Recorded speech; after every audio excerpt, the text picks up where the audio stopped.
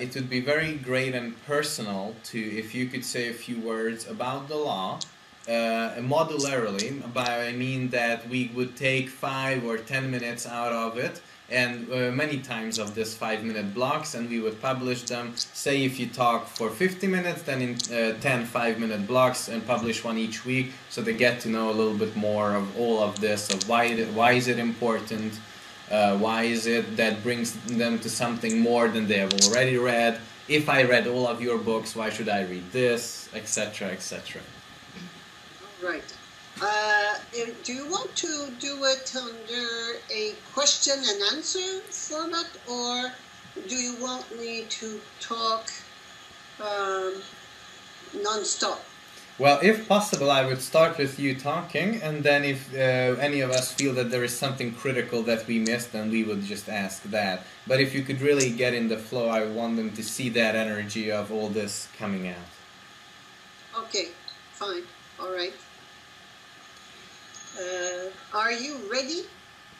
Are you ready? I am, Julie. Julie is ready. We are all ready. The computer is ready, so we are up and running. All right. I will start with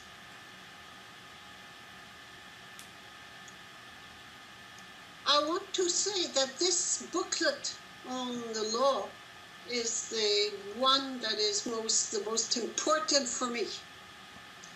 I come from a black sheep mode. I was born a very black sheep, and anything that, or anybody that I had to obey, it would prompt some kind of reaction for me. So the law do the same thing, and I had problems with obeying the law all my life, all my childhood, and when I became older, I started obeying my conscience instead of the law or the rule or what I had to do. When I was in school, for instance, I fought the authority, external authority, all the time, until one day, and they were very, very patient, but one day they just had enough, and I was fired when I was 14. I was a dropout from the age of 14 to 16.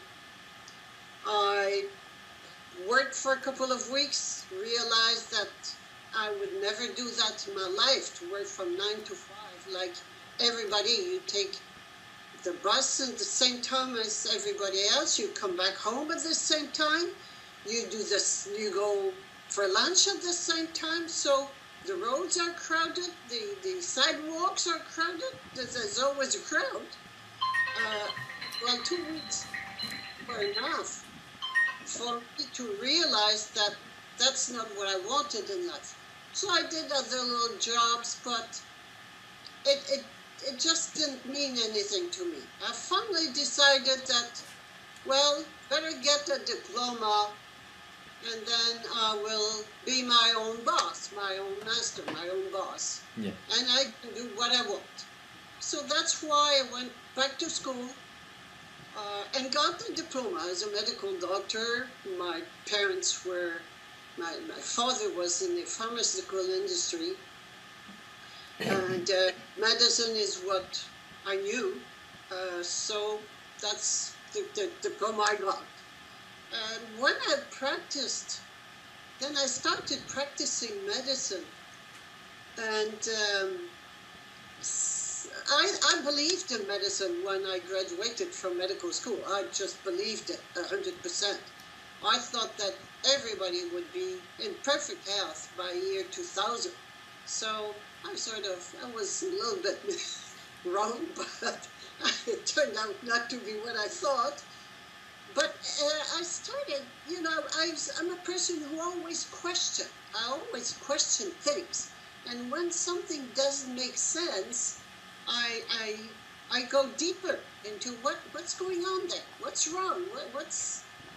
Why do we do that if it doesn't make sense? So that's how I became not a rebellious person. I'm not a rebellious person by nature, but I'm sort of a questioning person, and it's got to make sense.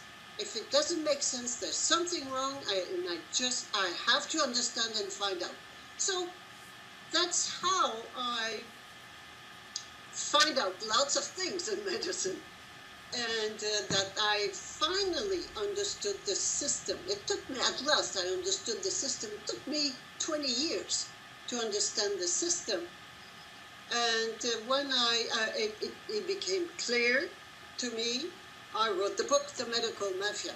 So that was, again, it was not a book to criticize, or to demolish or to fight. It was not I was not in that mood. I was in the mood of giving out the information, informing people, just so that you know how it works and what is done to you when you go to a doctor. You do not go and see somebody who cares for you. You go and see somebody who obeys the industry, the pharmaceutical industry, who was taught medicine by the pharmaceutical industry for them to make profit. So I denounced it, but not to criticize, just to let people know and come with a solution. I'm a solution person. I'm not, a denunciation is not my big deal. I need to find a solution. So the solution was to become our own masters, because I realized, and that's the key of my whole process, of my whole evolution. I asked myself, this system, medical system, is sick. This medical system is sick. Doctors are not happy with it. Patients are not happy with it. Government find it too expensive. And yet, it still goes on. So, where's the problem? What's the problem that makes a system go on when the major actors do not like it and criticize it? Well, I realized that the major actor was not those that we think. The major actors were big money. Big money was running the system. All right, so I said the system is sick because big money runs it. Who can change the system? What can we do? That was my question. The question was, what can we do? And I started, well, where's the real power? And I realized that the real power was the patient. It was not big money. Big money was running the show, but the ones with the real power are the patients. If patients stop going to the doctor, there is no medical system at all.